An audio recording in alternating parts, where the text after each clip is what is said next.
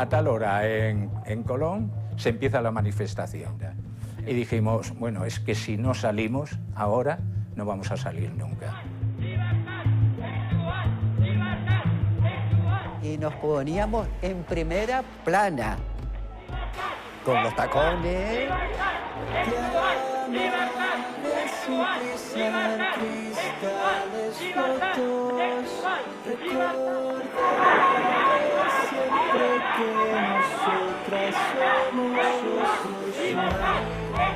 Cuando llegábamos ya por toda la rambla de que subíamos, habían 7 coches de los grises, bajaban todos con palos y nos mataban a palos. Nosotras nos dispensábamos todas de que íbamos en primera fila.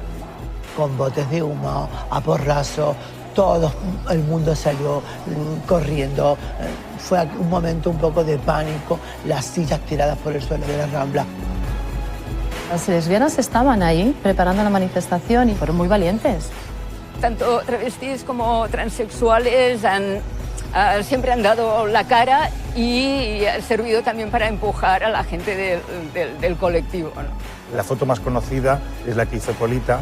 Aparece una fila entera de mujeres transexuales y detrás de ella un mensaje importante en ese momento, en esa manifestación, que era nosotros no tenemos miedo, nosotros somos. ¿Qué opinas de la homosexualidad? Por ejemplo, porque una persona sea homosexual le puedan meter en la cárcel 5 años. O sea, lo admite. De ninguna manera. De acuerdo, gracias. De nada. Para el Estado éramos unos peligrosos sociales y, por definición, unos corruptores de menores. Conocer homosexuales, supongo, de por aquí el barrio. ¿Qué opinión le merece?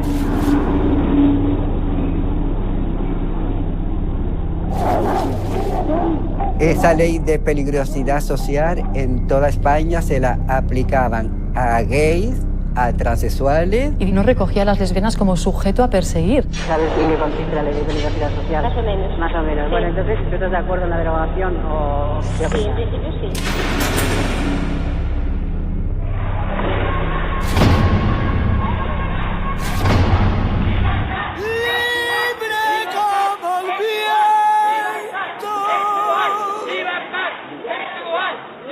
Soy un chico de Barcelona, tengo 20 años. A los 16 años me di cuenta de que era un chico, así que se lo conté a toda mi familia. Me apoyaron totalmente y hoy, a día de hoy, soy Alejandro. Te quiero libre como el viento. En 1976 me declaré homosexual a mi familia, la cual se lo tomó muy mal.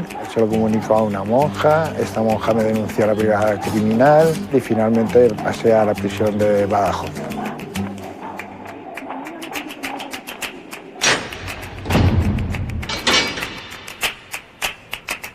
Hombre, ¿Qué tal?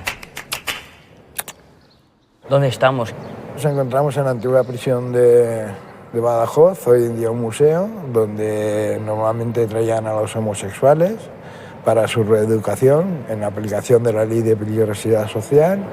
Yo entré aquí con 17 años.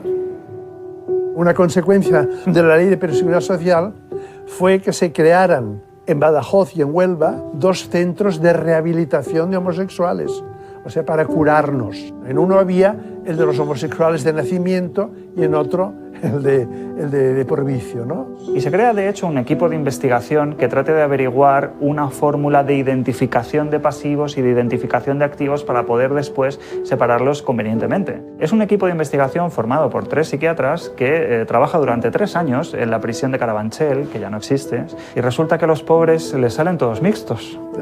Tan absurdo todas estas cosas. Claro, las que tenían pluma y más así consideraban que eran los de nacimiento y los que no se los notaba eran los de por vicio. ¿Y tu familia cómo se lo tomó todo? Mi familia pidió ayuda a una monja y esta monja me denunció a la brigada criminal, la cual se presentó en mi domicilio. Me metieron en un coche, al juzgado de peligrosidad social de Valencia, y el cual ordenó mi ingreso en prisión, primero la Modelo de Valencia, posteriormente la de Carabanchel, y vine luego a parar en la que estamos hoy en día. ¿Eso cómo lo hace la policía? Te viene y te dice, hola, te llevo porque eres gay, ya está, te vas conmigo. La policía podía hacer lo que le daba la gana. En el momento que tuvieras un amaneramiento, te aplicaba la ley de peligrosidad social, según qué artículo, pues te lo aplicaron. A mí me aplicaron el 2, que era el supuesto de homosexualidad. ¿Cómo los rehabilitaban? ¿Cómo los curaban? Pues a base de pláticas con curas, con psiquiatras, pasaban en la pantalla fotografías de mujeres desnudas y no pasaba nada. Fotografías de hombres desnudos y una corriente farádica por aquí para que así te curaras, ¿no? Y sobre todo con el trabajo. Nuestra vida era la reeducación para hacernos más hombres, pues era coser balones de fútbol. ¿De fútbol? De fútbol, sí, para la primera división. Y ese era el tipo de reeducación que, según la ley, pues señalaba, ¿no?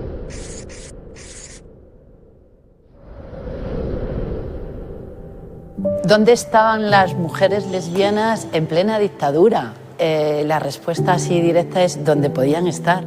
Nadie sabe qué pasaba con las lesbianas porque las lesbianas directamente no existían. Y yo les preguntaba a los travestis que estaban al lado mío, les decía yo, ¿y con las chicas estas de qué hacen? No saben lo que hacen, Silvia, me dijo una. No las llevan. Cuando las llevan a presencia del juzgado, no las ingresan ni en la prisión de mujeres ni con los travestis. Yo digo, pues entonces las llevan entonces al hospital psiquiátrico. Ahí sí que me entró escalofríos a mí. Muchas veces eran las propias familias las que las denunciaban y cuando no, pues vecinos, gente cercana, y muchas acabaron en conventos, de eso tenemos constancia. Evidentemente eran castigadas mayoritariamente a través de clínicas psiquiátricas, es decir, recluidas, que es otra manera de prisión, otra manera de aplicar la ley de peligrosidad social. Hubiera preferido el castigo, la prisión, la represión directa que la no existencia. Estás cuestionando cuál es el rol de la mujer, cuál es el deseo de la mujer, cuál es el papel que una mujer tiene que tener en un contexto social determinado, entonces eres una enferma. La ley de peligrosidad y rehabilitación social no recogía a las lesbianas como sujeto a perseguir, pero es que eso, más que ser una ventaja, entre comillas, yo creo que es una evidencia de hasta qué punto hasta los legisladores no las consideraron algo a perseguir, porque es que directamente ni las pensaron, ¿no?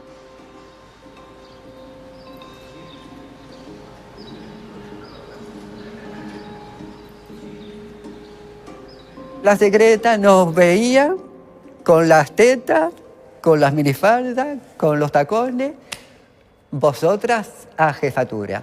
El peaje que había que pagar de la dictadura franquista, que era capaz de no distinguir orientación de identidad. Para el franquismo todo eran homosexuales, eso era un cajón desastre donde cabían también las personas trans, las travestis, etcétera, eran homosexuales. Estuve como 40 veces en jefatura superior de policía detenidas.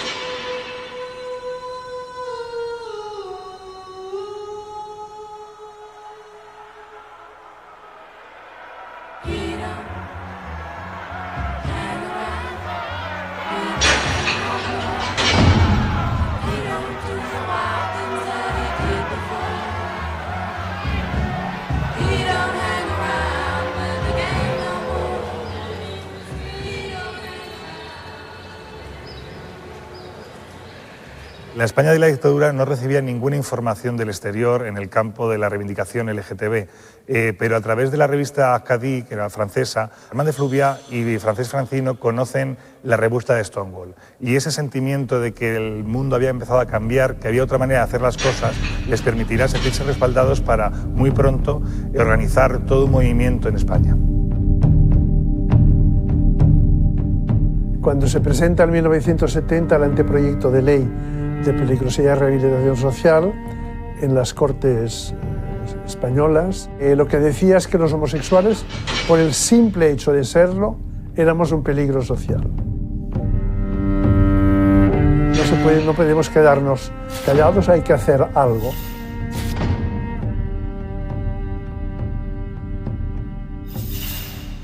Conseguimos lo que para nosotros fue la primera victoria.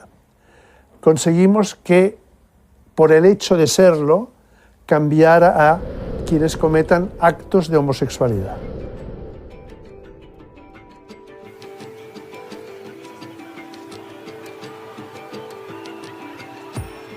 Después de la victoria pírrica que supuso conseguir cambiar un aspecto de la ley de peligrosidad, Armand y Francesc se dan cuenta de que pueden aprovechar todo el trabajo realizado para seguir trabajando por los derechos. Y en ese momento es cuando poco a poco organizan una serie de reuniones clandestinas. Que se reunían cada semana en distintos pisos, de noche, entrando y saliendo de uno en uno, porque el vigilante o el sereno no se chivaran a la policía. En esas plataformas se suman las lesbianas con sobre todo la idea de batallar codo con los compañeros gays para derogar la ley de peligrosidad y rehabilitación social. Están ahí y están problematizando también la forma en que se entienden los propios maricas su identidad sexual. Llegó la primera lesbiana que se unió al movimiento. Entonces dijo, mira, todo esto que estáis discutiendo, hablando, no sirve para nada. Tenéis que saber que en el mundo hay una ideología dominante. Es una ideología que tiene tres características. Es una ideología sexista porque divide a los seres humanos por su sexo, en hombres y mujeres. Es una ideología machista porque atribuye al hombre todo lo que es al revés de la mujer. El hombre de ser valiente, emprendedor, etc. y la mujer todo lo contrario.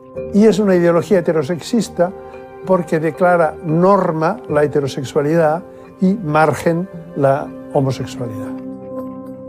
Sin el movimiento feminista en sus orígenes y desde fuera de España, el movimiento gay no hubiera existido tal como lo conocemos. O sea, en su origen bebe del movimiento feminista. Son frentes de liberación que son de inspiración marxista, por eso se llamaban frentes, ¿no? Eran frentes de masas que pretendían aglutinar y que además tenían un ideario, bueno, que querían hacer la revolución, ¿no? Era la revolución social, la revolución sexual y un ideario, bueno, pues que contra el machismo y contra todas las instituciones que realmente estaban coartando, limitando la libertad de la gente, por ejemplo, la iglesia o la familia, ¿no?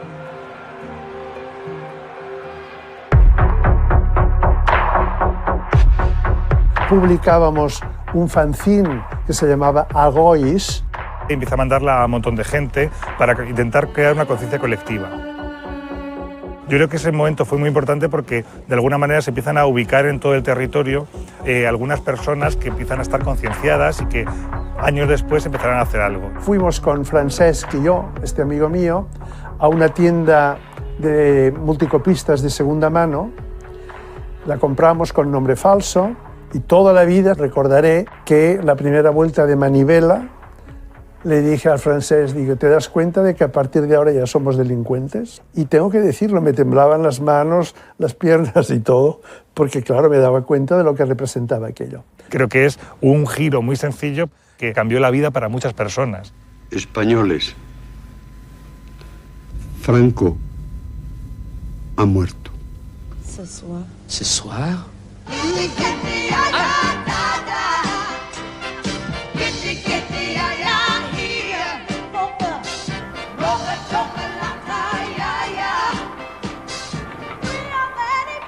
Creíamos ya que no se moriría nunca, porque llevaba meses allí entre tubos y todas estas cosas, ¿no?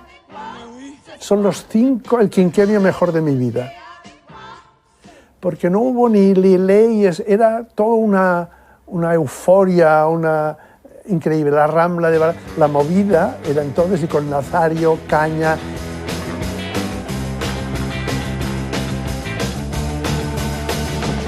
No quiero hablar ya de homosexuales porque ya es una cosa que está muy pesada, porque como se ha puesto de moda, todo el mundo habla de los homosexuales.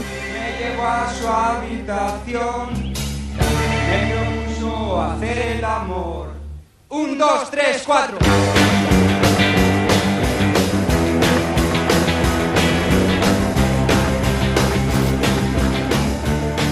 Con la muerte del dictador, las leyes empiezan a cambiar y avanzan hacia la democracia. Eso incluye las primeras leyes de amnistía del 76 y 77 que reconocen y liberan a los presos políticos, pero no a los presos sociales, entre los que se encontraban muchas personas homosexuales y transexuales que habían sido represaliadas. En Valencia, las Islas Baleares y Cataluña han surgido distintos grupos de liberación gay.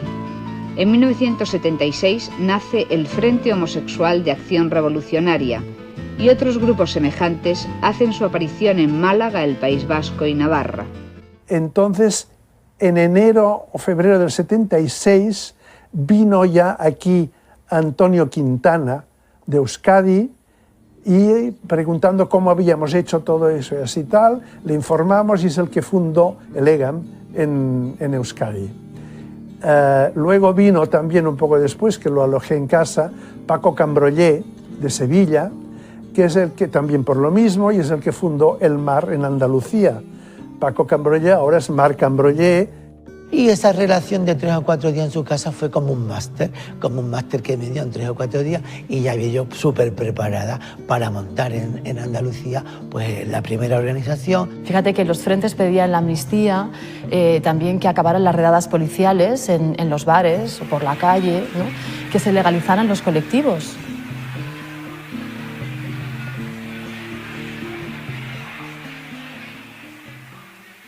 ¿Cómo lo hiciste para encontrar referentes? Porque en ese momento... En el 76 y en aquella época no había ningún tipo de referente. Entonces me dediqué a andar un poco por Valencia, a fijarme y ver a gente que más o menos pudiera coincidir con mis gustos sexuales, ¿no? ¿Cómo encontraste tu referente de transexualidad? Pues bueno, yo lo tenía un poco más fácil por el tema de internet. Yo estaba un día en YouTube mirando vídeos y de repente me salió como una imagen que ponía FTM Michael, de un chico. Y yo le dije, ¿qué debe ser esto de FTM? Y nada, empezó el chico a hablar y en uno de esos momentos dice, no, es que yo fui una chica.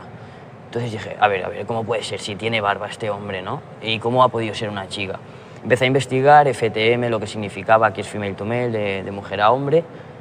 Y dije, esto es lo que necesito. Empecé a investigar cómo se podía hacer en Barcelona, recopilé toda la información, aunque en ese momento no era tan fácil conseguir hormonas, y fui a un psicólogo, se lo dije a mi tía, a mi madre, a mi padre, a mis abuelas, y bueno, cuando se lo dije a mi madre me dijo, estaba esperando a que me lo dijeras, yo ya sabía que tú eras un chico. Yo tenía mucho miedo con mi abuela, tengo las 2 abuelas vivas, pero bueno, una de ellas nació en Marruecos y tenía 84 años en ese momento, y siempre hacía comentarios un poco homófobos, ¿no? Pero no porque ella lo sintiera, sino porque es lo que había oído de toda la vida. Y nada, en cuanto le dije que yo era un chico trans, me dijo, ah, vale, pues ahora te quiero más. Y yo pensando, madre mía, todo lo que he sufrido contigo para decírtelo, y ahora me dices que me quieres más. Así que toda mi familia, genial. Ojalá me hubieran dicho eso a mí en vez de haberme traído aquí, pues sí, ¿no? Son cosas muy distintas. Teníamos la misma edad cuando nos pasó, y a ti te pasó totalmente lo contrario.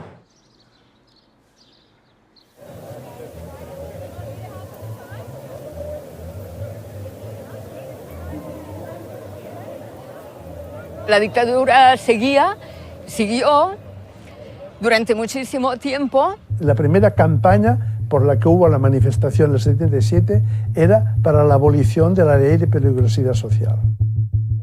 Me enteré de que hacían esta manifestación porque justo acabamos de entrar en el FAC y bueno, y asistí. No pedíamos que sacaran los actos de homosexualidad, pedíamos la abolición completa de la ley y de la ley del Código de Honor, del Código Militar, ¿no?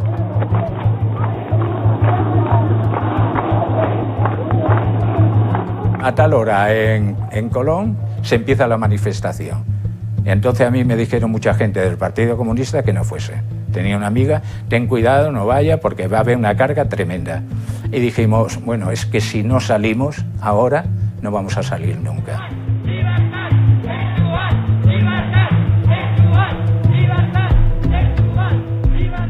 Pasó lo siguiente, yo llevaba la cámara, llevaba 3 carretes en blanco y negro y otros en color. Seguí la manifestación a la gente que estaba allí. Llegó un momento que no sabíamos qué hacer, porque cuando salieron todos los travestis y demás, los seguimos con la cámara.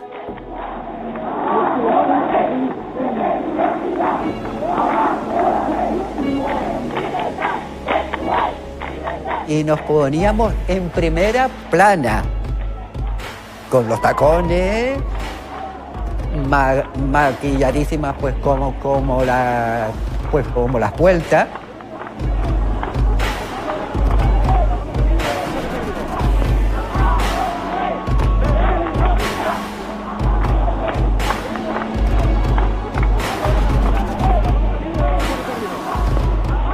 Cuando llegábamos ya por toda la rambla de que subíamos, habían 7 coches de los grises, bajaban todos con palos y nos mataban a palos. Nosotras nos dispensábamos todas de que íbamos en primera fila. Con botes de humo, a porrazo, todo el mundo salió corriendo. Fue un momento un poco de pánico, las sillas tiradas por el suelo de la rambla.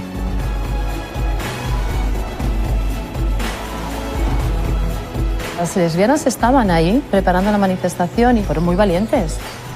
Fue muy emocionante porque había absolutamente de todo, es decir, no había solamente gays o lesbianas, sino había gente trabajadora, trabajadores, gente obrera. Y yo creo que pocas veces ha habido una manifestación tan transversal como esta.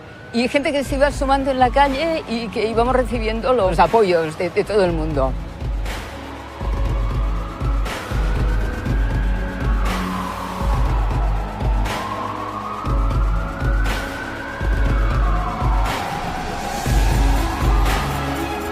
Las personas, sobre todo gays, que habían montado la manifestación, ocuparon un segundo espacio porque muchas personas trans se pusieron en primera línea.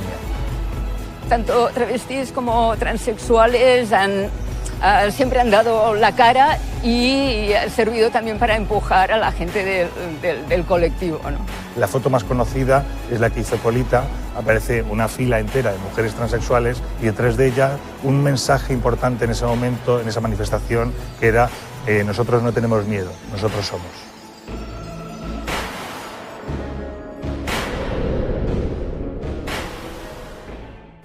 ¿Y ahora qué hacemos? Digo, vamos a hacer unas encuestas. ¿Te parece bien todo este tipo de manifestaciones? Parece que si tienen unos problemas tienen que manifestarlos de alguna manera y una manifestación es para eso. ¿Estás de acuerdo con la libertad sexual? Sí, vale. Pregunta a la gente a ver qué opina. Y nos llevamos una gran sorpresa, porque la mayoría de la gente contestó muy bien las encuestas. Salvo 2 personas, el resto estaba de acuerdo que fuese derogada la ley de peligrosidad social. Estaba de acuerdo de que no se tenía que atacar a una persona por ser gay. Cuando vimos que la gente del pueblo llano, no los políticos y demás, estaban de acuerdo con esto, dijimos, tenemos ganado ya una parte. Meter en la cárcel 5 años, la consideras justo. O sea, lo admites. De ninguna manera. De acuerdo, gracias. Al día siguiente en Nueva York todos los periódicos hablaban de esto.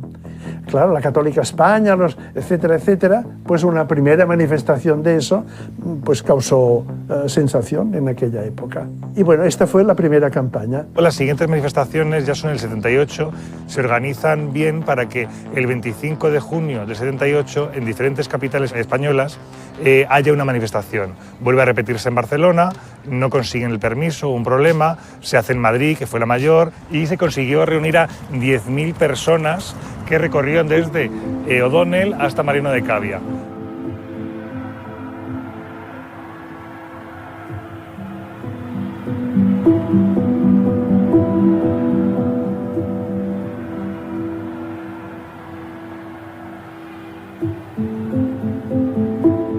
Se hace también en Sevilla. Se tiró una pancarta desde la Giralda donde ponía libertad sexual y nosotros pedíamos amnistía, porque la amnistía del 76 no tocó a los maricones. Nosotros ya gritábamos ahí, presos a las calles, maricones también. Era un grito de esa manifestación, ¿no? Y consiguen, de alguna manera, empezar ya a visibilizar en ese momento la demanda fundamental, que era la abolición de la ley de peligrosidad social.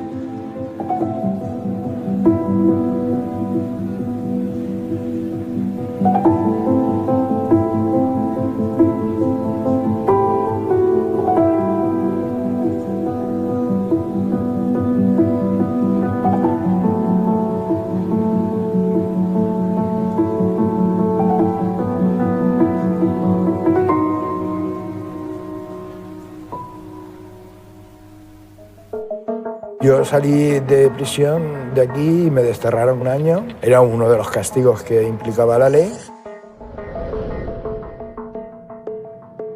Cuando se acabó aquel periodo, pues volví a Valencia y en el 79 empecé mi activismo con la primera manifestación que se celebró en Valencia. ¿Cómo fue? Muy bonita, porque empezábamos a sentir un poco lo que era la libertad, ¿no? Ahí empezó el camino de liberarnos de toda esta presión que teníamos de la sociedad y de la ley de peligrosidad social. Imagino que esas manifestaciones eran totalmente distintas al orgullo gay que por lo menos estoy viviendo yo.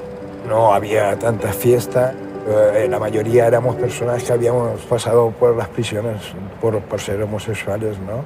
Y los que no habían pasado por prisiones tenían la presión y la represión de la sociedad.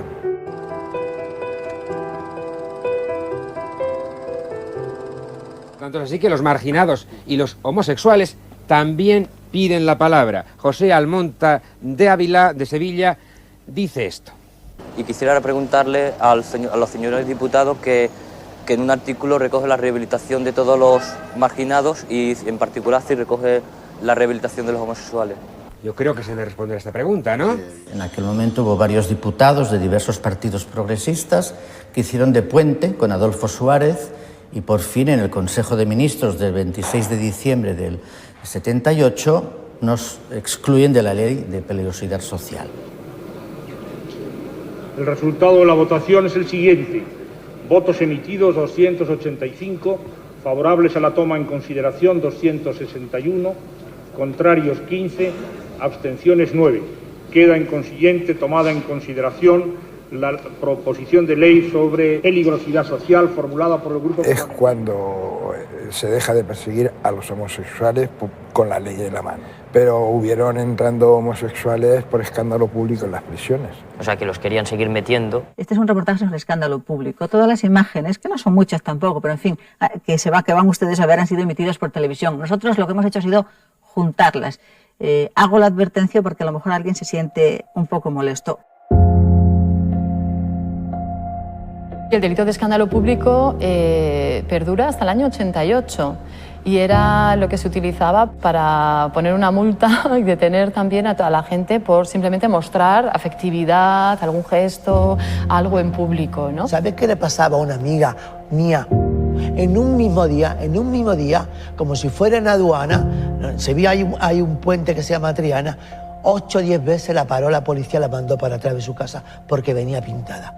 Pues que un transexual o un gay iba por la calle demostrando de lo que era, pues lo detenía y lo tenían en jefatura. Se acaban los actos de homosexualidad, se despenaliza la homosexualidad, ¿no? Entonces ya tenemos vigente la ley de escándalo público y en el ejército la ley del Código de Honor, que hasta el 86 estuvo vigente. Y esto en principio era para todo el mundo, para heterosexuales y no heterosexuales. Lo que pasa es que se utilizó especialmente para reprimir, claro, a personas no heterosexuales, ¿no? Curiosamente se deroga la figura del escándalo público no por el hecho LGTBI, se deroga por una alarma social que se creó de que se le aplicó esa figura a una pareja de novios en Extremadura. Un muchacho que fue procesado y luego encarcelado, acusado de provocar escándalo público cuando, se dijo, realizaba actos efusivos de amor con su novia en un bar.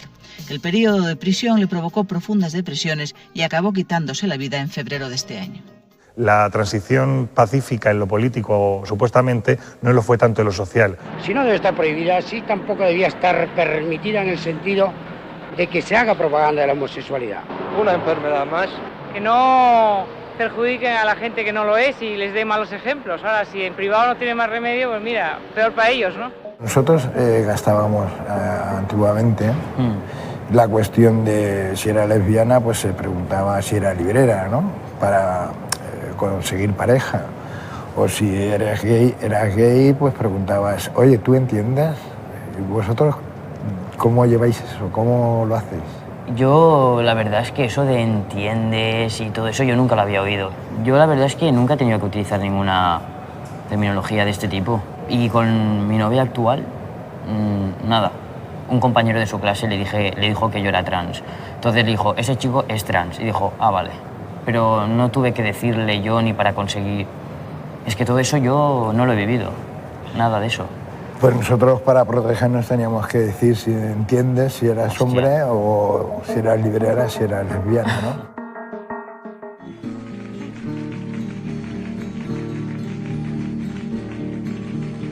Y entonces la segunda campaña que hizo el FAC fue para la legalización de los colectivos de gays y lesbianas de toda España. No nos lo daban, pusimos un contencioso administrativo ante el Ministerio de Gobernación, en fin, total, fuimos a Madrid a entrevistarnos con el ministro y conseguimos legalizarlo.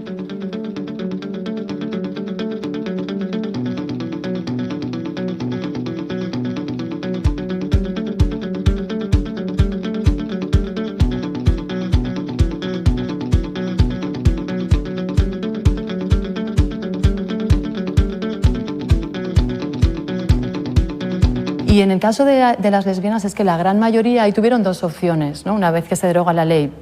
Digamos, una opción era la corriente autónoma y hay algunas lesbianas que deciden organizarse ellas por su cuenta, ¿no? Era complicado conseguir que nos dieran voz.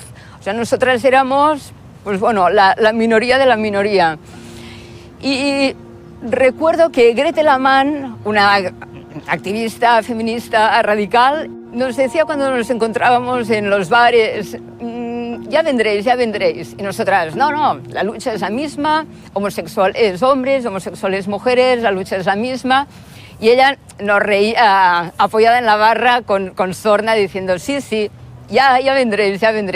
Y efectivamente, al cabo de unos meses, salimos del FAC. Y la otra corriente, que fue la mayoritaria, son todas las lesbianas que critican bastante el sexismo que habían vivido, la misoginia en ocasiones en los frentes y huyen al movimiento feminista para conseguir demandas como urgentes, además, como por ejemplo la ley de despenalización del aborto, que se consiguió en el año 83, antes había sido la del divorcio en el año 81 y antes a su vez la despenalización de los anticonceptivos. Luego está toda la cuestión de la violencia, que también empieza a analizarse en los feminismos ya desde los 80, es decir, que hay trabajo por hacer, ¿no? Entonces, ellas no entran en una fase de desmovilización como sí sucedió con los activistas gays, ¿no? Que tienen un momento de disfrute de lo que se llamaba el gueto dorado, ¿no? Empiezan a salir a espacios de ambiente que empiezan en aquel momento, ¿no? Y empiezan a abrirse más locales de los que antes había, porque los había semiclandestinos.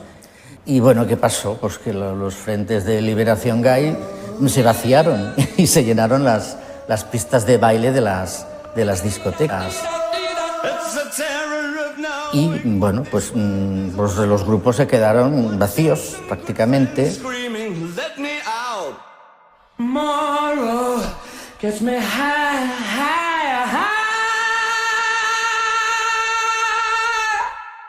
Usted imagine que por casualidad, o sea, usted llega a enterarse de que pues algún familiar, un hijo suyo, es homosexual. ¿Cuál cree que sería su reacción? Hoy sería una desgracia horrible. La ley de peligrosidad supone una herencia en el sentido de que supone un problema de salud pública. ¿Por qué? Porque somos contagiosos. Esa idea del contagio, del proselitismo, perdura. Es un prejuicio esencialmente franquista y de las leyes de peligrosidad. Son las más reaccionarias. Nos dicen, sí, si usted todos los derechos que quiera, pero lo que yo no quiero es que mi hijo les vea porque se puede contagiar. La aprobación del Código Penal, y con esto cambiamos de tema. Para los homosexuales, el texto aprobado ayer supone un avance histórico. En 1995, cuando yo iba por la calle, me paró una pareja, ¿no?, de municipales. Yo le doy mis datos, se meten en la radio, en el coche, y uno de ellos sale todo hecho un basilisco y le dice al otro, oye, ten cuidado que este es maricón, ¿no? Y yo le pregunté, oiga, ¿cómo puede usted decir que yo soy maricón?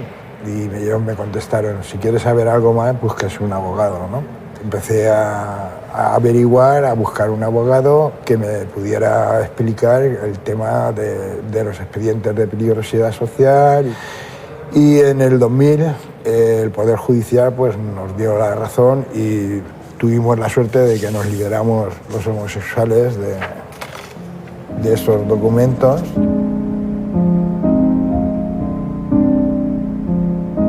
Luché porque lo consideraba, ¿no?, lógico que después de que les hubieran destrozado la vida durante toda su vida, porque ni podían trabajar, les pedían antecedentes penales, mucha gente se tuvo que ir a ejercer la prostitución y todo eso, pues lo consideré lógico que el gobierno español los indemnizara, cosa que sucedió en 2009, se puso una partida de 4 millones de euros y en 2010 empezaron a indemnizar. Nos dieron una indemnización a todas las personas que estuvimos en las prisiones, pero los políticos no nos han pedido ninguno perdón que yo sepa. Y conste que me parece muy bien que los dejen vivir y tal, siempre que no corrompan a la juventud, etcétera. Pero claro, ya tanto el orgullo, pues vamos a hacer el orgullo de las mujeres que les gustan los tíos, el orgullo de la gente corriente también. Yo propongo la jornada del orgullo machote. En 40 años el activismo ha cambiado radicalmente. Los frentes de liberación tenían un discurso mucho más crítico, mucho más agresivo hacia las personas no queer o no LGTBI o como queramos llamarla en el momento. Por mucho que hayamos avanzado legalmente, socialmente no hemos avanzado. Y que incluso hay gente que ahora tiene un poco más de miedo que hace 8 o 10 años donde había menos miedo. No pienso que esté todo conseguido ni de lejos. Es una cosa con la que suelo tener bastantes discusiones con compañeros de trabajo, con personas con las que me relaciono en el día a día. Mientras siga habiendo rechazo, hay que seguir luchando, ¿no? Son personas que, claro, tienen sus 2 o 3 amigos gays, su amiga lesbiana, o tiene una amiga que tiene un hijo transgénero y lo ha aceptado genial y dice, ¿de qué se quejan? Lo tienen todo. Esto viene obviamente del desconocimiento. Una persona que no es trans y que es heterosexual no vive en nuestra piel. No sabe los miles de momentos en los que sufrimos opresión, en los que sufrimos LGTB-fobia, porque son cosas pequeñas en el día a día que te van mermando. Que no te hagan comentarios en una comida familiar, que tus amigas, por ejemplo, no te digan, pero ¿no estarías mejor con un chico? ¿No disfrutarías más? Yo he podido vivir en cierta paz, en cierta armonía, con mi orientación sexual, con mis padres, es gracias a que muchos de los activistas de antes han luchado por eso, ¿no? Si no escuchamos a toda esta gente, si no les agradecemos también lo que han hecho, es que estamos totalmente perdidos.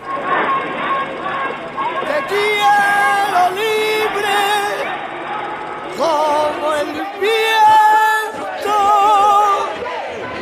como la fe del hombre y como el campo abierto. Primero fue la urgencia de combatir la ley de peligrosidad social. ¡Pum! La conseguimos. Después la urgencia de la legalización de las asociaciones. Vale, lo conseguimos. Después fue la urgencia de vencer al SIDA. Simplemente superamos aquel espantoso bache. Lo superamos. Después fue la urgencia de las leyes de parejas, luego del matrimonio igualitario. Ahora la urgencia de la necesidad de la igualdad real.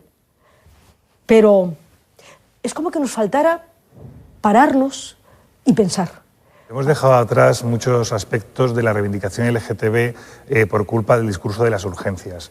Entre todos ellos, uno de los que más posiblemente sea urgente ahora mismo es la cuestión de los mayores LGTB. Esa gente que estuvo en su día reivindicando y empezando la revolución sexual, a día de hoy tienen una problemática específica que hay que empezar a responder adecuadamente. Los mayores no están en el movimiento. Entonces eso nos tiene que hacer reflexionar a todo el colectivo de qué es lo que queremos para el futuro, ¿no?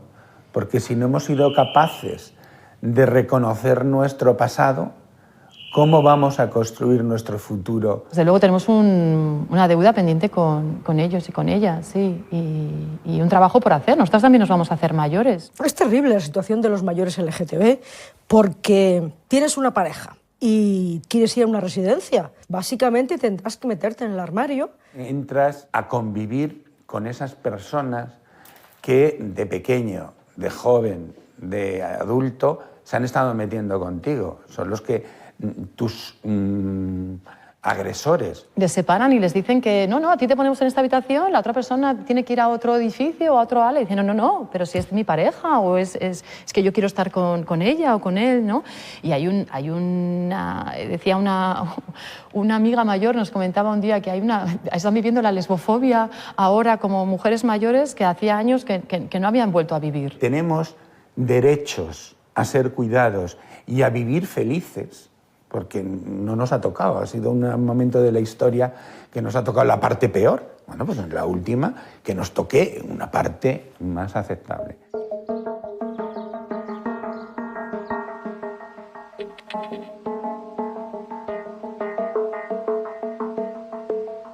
Tú desde tu posición en tu canal de YouTube, Redes yo sociales. desde la Asociación de Expresos Sociales, si divulgamos y damos a conocer nuestras situaciones, seguro que la sociedad lo asumirá y lo aceptará muchísimo más de lo que hoy en día lo acepta.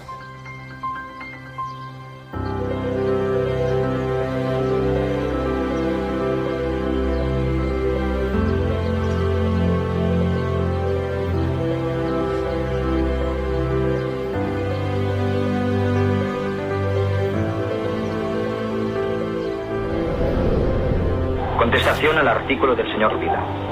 Estas señoritas y señoritos que usted dice vio dificultosamente corriendo Ramblas abajo, sufrieron una de las más fuertes represiones policiales de los últimos tiempos. Estos miles de señoritas y señoritos tuvieron la suficiente voluntad, fuerza, orgullo y pares de huevos como para enfrentarse a todas las verdades oficiales, de enfrentarse a su propio miedo. Este es el sentido profundo de la manifestación del domingo. Ganar la libertad, la del homosexual y la de todos, incluida la suya, señor Vila. Pero también hay muchos cada día más que irán comprendiendo que la libertad es una y para todos, ¿o no es?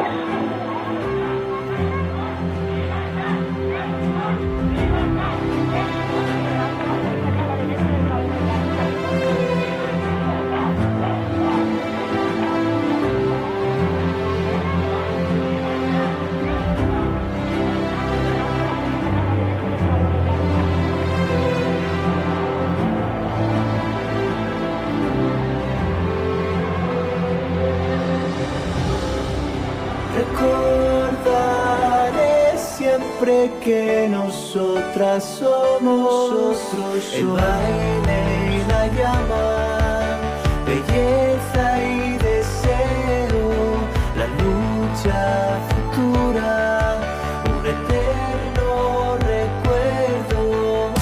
Yo fui con 4 amigos que eran muy normativos físicamente, eran muy guapos, eran muy socialmente masculinos, etc. Y yo simplemente llevaba una gorra, mi pintalabios y mis aros. Y por ejemplo, en un bar que era de hombres, solo para hombres, no me dejaron entrar porque llevaba pintalabios y llevaba pendientes. Yo no quiero que me discriminen por llevar unos pendientes.